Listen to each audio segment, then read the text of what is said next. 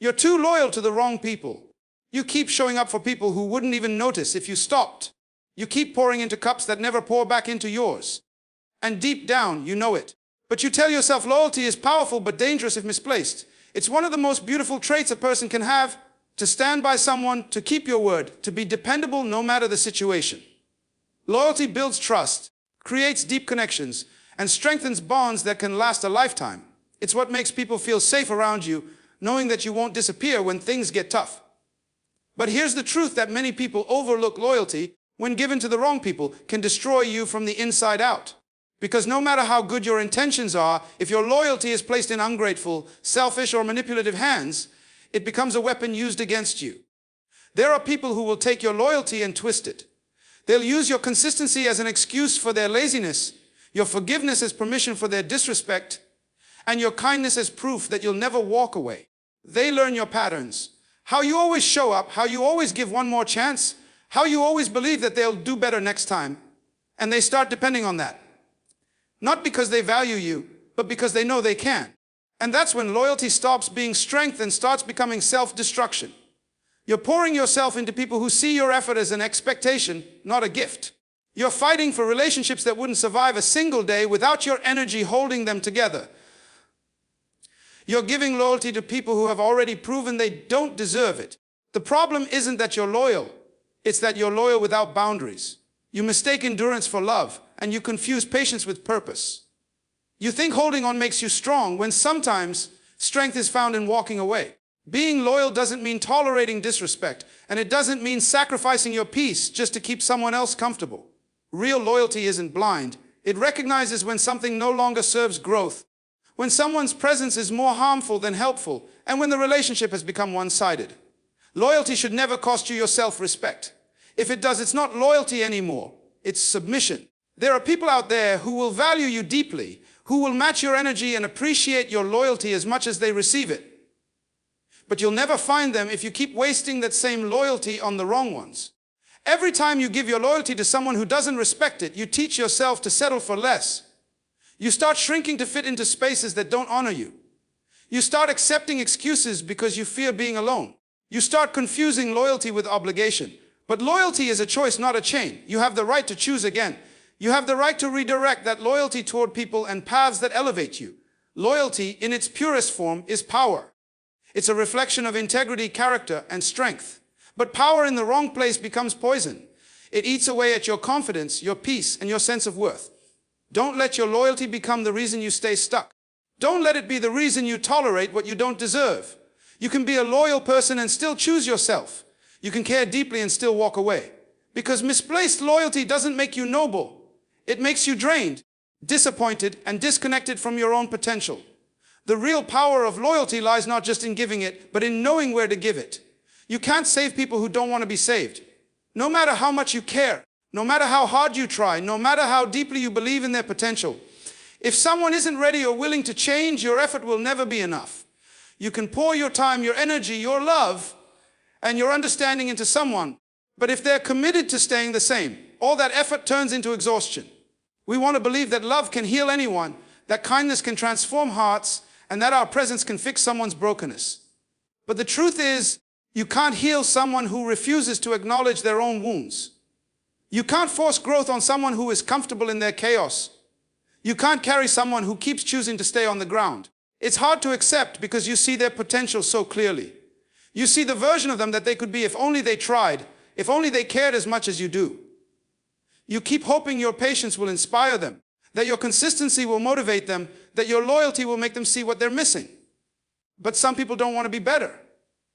Some people find comfort in their own misery, in their excuses, in their habits. They'd rather complain about life than take responsibility for it.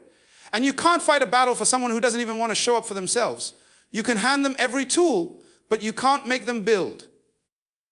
You can open every door, but you can't make them walk through it.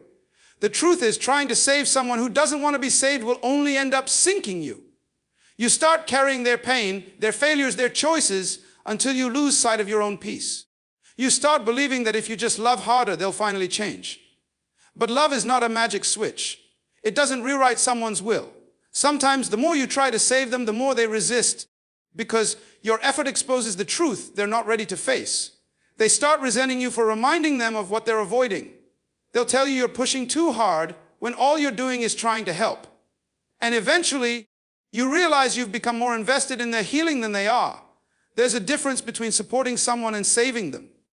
Support means walking beside them, offering encouragement as they take responsibility for their life. Saving means dragging them while they fight against every step. The first builds connection, the second destroys you. You have to learn to let people face their own lessons, even if it hurts to watch. Sometimes love means stepping back, not stepping in. Sometimes caring means letting them fall, because pain is often the only teacher that pride will listen to. You can't keep protecting people from consequences they keep choosing. You can't fix what someone keeps breaking on purpose. It's not your job to carry the weight of someone else's decisions. You can guide, you can inspire, you can show what's possible, but you can't do the work for them. Everyone has to reach their own breaking point, that moment when they finally decide they've had enough. And until they do, your efforts will only drain you. You have to accept that saving people who don't want to be saved is not love. It's self-abandonment. The most powerful thing you can do is to love people without losing yourself. Let them find their own way, even if that means walking away from you. Because you can't save someone who's not ready, but you can save yourself from drowning while trying. Know who deserves your energy. Not everyone you meet is meant to have access to you. And not everyone who wants your time has earned the right to it. Your energy is sacred. It fuels your mind, your emotions, your creativity, your peace. When you give it freely to people who drain it instead of cherishing it, you end up feeling empty, tired, and disconnected from yourself. One of the hardest lessons in life is realizing that your energy is a limited resource. You cannot pour into everyone and still expect to have anything left for yourself. That's why you must learn to be intentional about where you invest it, who you share it with, and what you allow to influence it. There are people who bring light, balance, and purpose into your life. They don't take without giving back. They support you, inspire you, and help you grow. You feel safe around them, not judged, not drained, not small. Their presence adds peace, not pressure. Those are the people who deserve your energy. But then there are others, the ones who only show up when they need something, who see your kindness as an opportunity to take advantage, who leave you questioning your worth every time you deal with them. You walk away from those interactions feeling heavy, frustrated, and emotionally exhausted. That's not coincidence. That's your intuition warning you that you're giving too much to the wrong people. You have to start paying attention to how people make you feel after you interact with them. Do they uplift your spirit or do they drain it? Do they listen when you speak or do they wait for their turn to talk? Do they celebrate your success or do they quietly resent it? The answers to those questions tell you who deserves your energy. Too many people keep giving their best to people who only show up for their worst. They keep trying to prove their value to people who have already decided not to see it. That's not love, that's exhaustion disguised as loyalty. You can't keep feeding connections that starve you. It's not selfish to protect your energy, it's survival. You can't heal, grow, or thrive when you're constantly surrounded by chaos. Protecting your energy doesn't mean you stop caring. It means you stop sacrificing yourself for people who don't care back. It means you stop chasing validation from people who only give you attention when it benefits them. You start recognizing that peace is expensive and not everyone can afford it. Some people are addicted to drama, to negativity, to playing the victim. And if you're not careful, they'll pull you into their storm. You have to love yourself enough to walk away from anything that costs you your calm. Your time and energy are investments. Every person you give them to is either helping you grow or holding you back. You have to start choosing wisely. Spend your energy on people who pour into you, who make you laugh, who push you to become better. Give your presence to those who match your effort, who respect your boundaries, who appreciate your loyalty. And when someone consistently drains you, learn to step back without guilt. You don't owe everyone access to you just because you care. The more you learn to guard your energy, the more peace you'll find. Because not everyone deserves a seat at your table, especially if they show up empty-handed and hungry for your soul. Growth requires letting go. It's one of the hardest truths to accept because letting go often feels like losing. You hold on to people's habits and situations out of comfort, familiarity, or fear of what comes next. But growth doesn't happen in comfort. It happens in movement, in change, in release. You can't step into your next chapter while clinging to what belongs in the last one.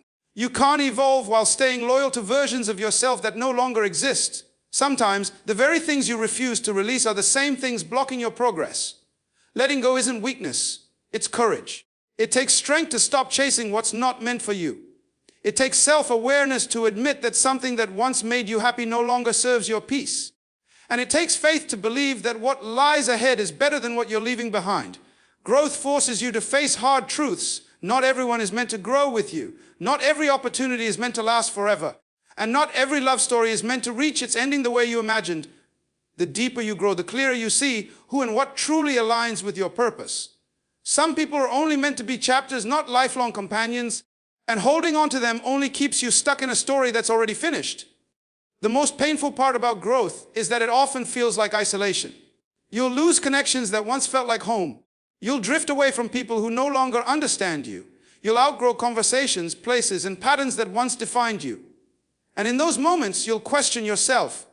You'll wonder if you're the problem. But you're not. You're just becoming more aligned with your truth, and that truth doesn't always fit the spaces you used to occupy. Growth demands space, and you can't make room for new blessings while your hands are full of old pain. Letting go is an act of love, not for others, but for yourself. It's choosing peace over attachment. It's choosing to stop forcing what no longer flows. It's understanding that closure doesn't always come in words. Sometimes it's in acceptance. Some endings won't make sense until much later, and that's okay. Growth doesn't require explanations, it requires trust. Trust that what's leaving is making space for what's better. Trust that you're not walking away from something good, but walking towards something greater. Too often, people stay in situations that drain them because they're afraid of the unknown. They fear being alone, starting over, or losing what's familiar. But what they don't realize is that staying stuck is far more painful in the long run. When you refuse to let go, you stop growing. You start shrinking to fit into spaces that no longer hold your spirit. You dim your light to keep others comfortable. You silence your dreams to avoid conflict. And before you know it, you've traded your potential for comfort. Letting go is not forgetting or dismissing what was. It's honoring it for what it taught you, and then freeing yourself to move forward. Every experience, every relationship, every setback leaves you with wisdom. That wisdom is what fuels your growth. You take the lesson and leave the pain behind. Because if you keep carrying everything, you'll never rise. Growth is heavy enough. Don't weigh yourself down with what's already done. The person you're becoming needs you to release what's holding you back. Growth will cost you people, comfort, and familiarity. But what you gain in peace, clarity, and purpose will always be worth it. Your time and loyalty are investments. Every second you give, every ounce of effort you pour into someone or something is energy you'll never get back. Time is the one thing you can't earn again, and loyalty is the one thing that defines your character. When you give both, you're making an emotional and spiritual investment. And like any investment, you need to make sure it's going somewhere that brings value, not loss.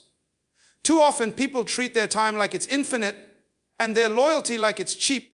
They give endlessly to people who only take, to situations that don't grow, to dreams that aren't truly theirs. But at some point, you have to realize that your time and loyalty are your currency, and you must spend them wisely. When you're loyal to someone or something, you're not just showing commitment, you're giving a piece of yourself. You're saying, I believe in this.